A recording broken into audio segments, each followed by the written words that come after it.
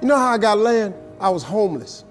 And I used to fish all the time. I wasn't fishing playing, I was fishing catching fish because I drive to a rest area because I kept charcoal in my trunk. And when I got to them little grills on the side of the rest area, I'd take my charcoal and I'd fry my fish.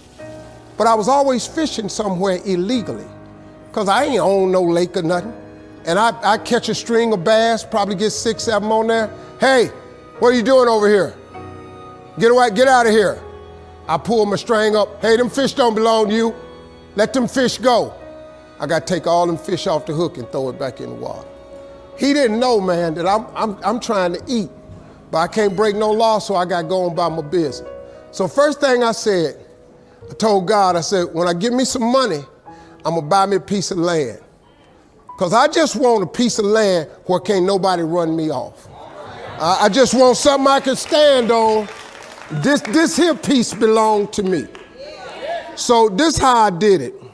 I was reading something one day and I said, man, how much land is on earth? So I looked it up. It's a little over 36 billion acres of land on earth. At the time, it was between 5 and 6 billion people on earth. It's a little over 8 billion now. So I did a little hood math. I said to myself, if it's 36 billion acres of land and it's 6 billion people, just to me, everybody ought to have 6 acres of land. It was a scripture my mom used to tell me about all the time. She said, you have not because you ask not. So guess what I started asking for? 6 acres of land. Just wanted 6. So I messed around and got my first piece of money.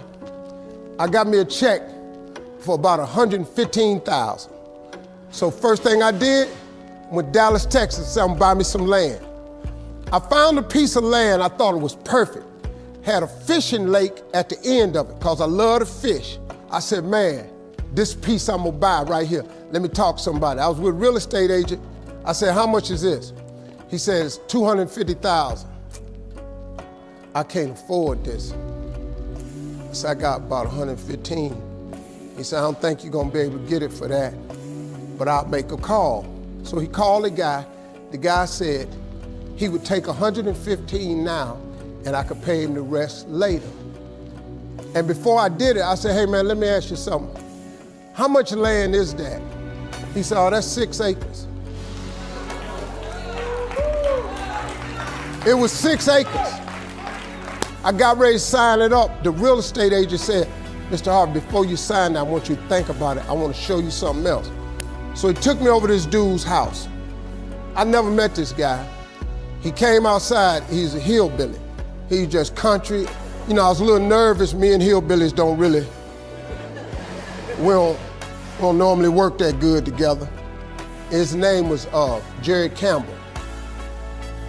Turned out to be one of the nicest men I ever met. I misjudged the man. He talked to me, said, I want to show you something. And I go over there and I couldn't believe it, man. It had rolling hills on it. It had 4 lakes on it, fishing ponds. I said, man, look at this right here. How many acres is this, man?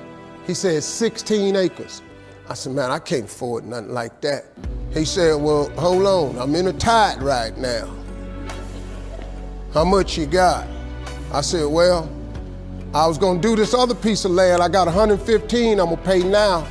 And if you give me a year to pay out the rest of it, I could buy it from you like that. He said, tomorrow morning, if you bring me a $115,000 check, I'm gonna give you this land. So I got the 16 acres of land the next day. So I said, wow, that's how it worked. You have not cause you ask not. I asked for 6. Soon as I was gonna buy the 6, he put some grace on it. Next thing you know, I got 16 for the same money. So I got to thinking, I got a couple partners in Cleveland that's locked up. They not getting out of prison. So I asked God, could I have a 6?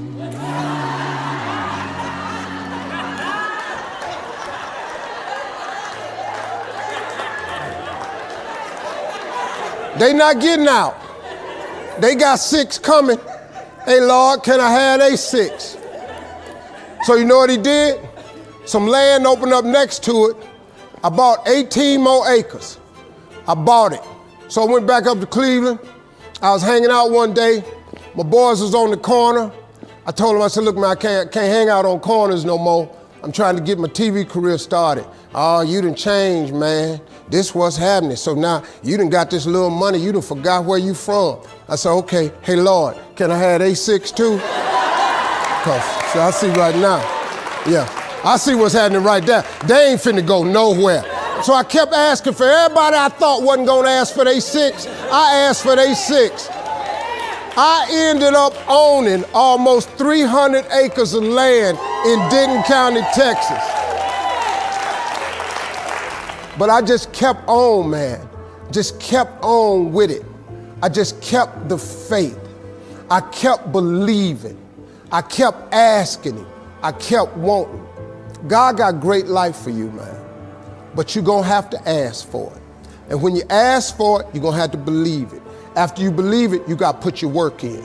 Now, if you don't wanna do the work that it takes to be successful, this man with his success, if you knew how hard he worked, if you knew the hours he put in, the hours his daddy put in, if you knew what it really took, it's daunting. It's days, man, where you go, whoa, what is this I'm trying to do? But you got to hang in there. See, getting what you want is up to you. How you get there, that's up to God.